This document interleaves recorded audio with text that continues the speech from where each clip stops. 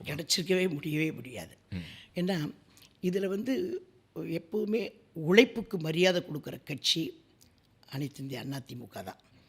அதே மாதிரி சாதாரணமானவங்களை கூட ஒரு உயர்ந்த நிலைக்கு கொண்டு வரக்கூடிய கட்சி அதிமுக தான். வேறு எந்த கட்சியிலையும் அந்த மாதிரி எல்லாம் நீங்களே பார்த்துட்ருப்பீங்க. ஒவ்வொரு அரசியல் கட்சியிலையும் அவங்களுக்கு வேண்டப்பட்டவங்க அவங்களுக்கு பிடித்தா ஒரு வளையம் தான் இருக்கும்.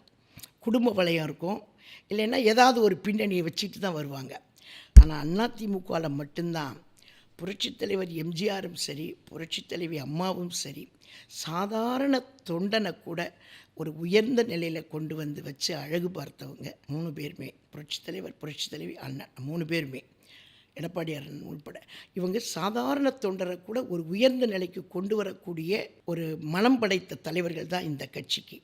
இந்த நிலைமை வேறு எந்த கட்சியிலையுமே வர்றதுக்கு வாய்ப்பே இல்லை, இருக்கவும் முடியாது. இப்போ சாதாரணமாக சபாநாயகராக அண்ணன் தனபால் இருந்தார்.